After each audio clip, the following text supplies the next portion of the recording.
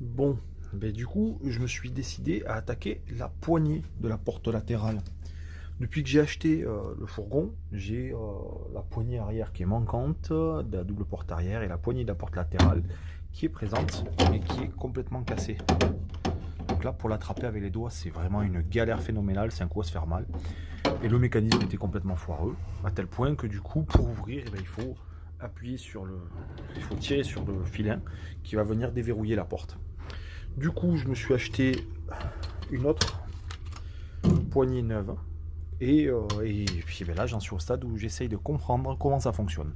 Donc j'ai réussi à la démonter. Pour la démonter, c'est pas compliqué. Il y a en fait une seule vis à défaire sur la tranche de la porte latérale, un pas de 10 hexagonal. Une fois que c'est défait de ce côté-là, il faut déclipser cette partie-là. Donc il faut pousser, mais pas trop tirer fort comme j'ai fait moi comme un mourin, mais en poussant en fait, ça va défaire les dents que l'on a ici. Voilà. Donc il faut pousser vers l'arrière. Du coup, ça va se déboîter. Et là, on a un petit mécanisme, là, un petit filin qui s'insère pour la centralisation dans cette gâchette-là. Là, il y a une gâchette. Hop. Voilà, dans ça. En fait, ça s'insère là-dedans. Donc il suffit juste de défaire, de le sortir de son gond, du trou. Et puis après, tout peut venir. Donc maintenant, je vais le replacer, sachant qu'en fait, c'est tout con. Ce filin-là, quand on monte ou quand on descend, voilà, là c'est verrouillé. Là, c'est pas verrouillé. C'est le verrouillage de la porte, tout simplement. Et puis après, de l'autre côté, la poignée, en fait, c'est juste des dents qui vont venir pousser ça. Quand on appuie, ça pousse ici et ça ouvre la porte, tout simplement. Donc c'est des mécanismes assez basiques. Hein. Et puis la bonne surprise, a priori, c'est que c'est des poignées qui semblent universelles, aussi bien sur l'avant que sur l'arrière. Donc je vais essayer de remettre celle-ci sur la porte latérale. Puis après, je vais aller tenter de mettre mon ancienne cassée sur la porte arrière, juste pour voir ce que ça donne. Donc voilà les petites tâches du matin.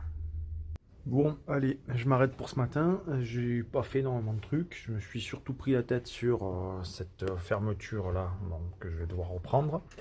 Et puis sur les poignées de porte.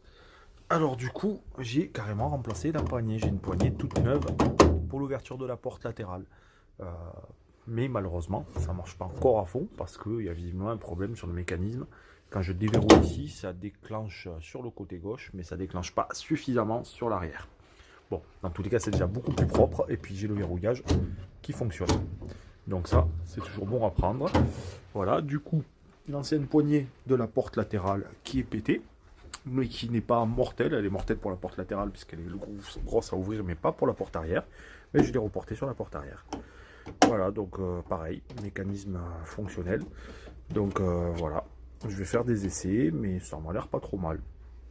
Une bonne petite chose de faite. Et puis là, comme on l'entend, il pleut pas mal.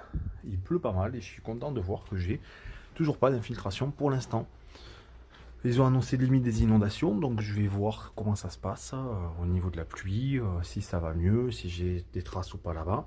Et puis si ma gouttière de porte latérale fait le job. Voilà.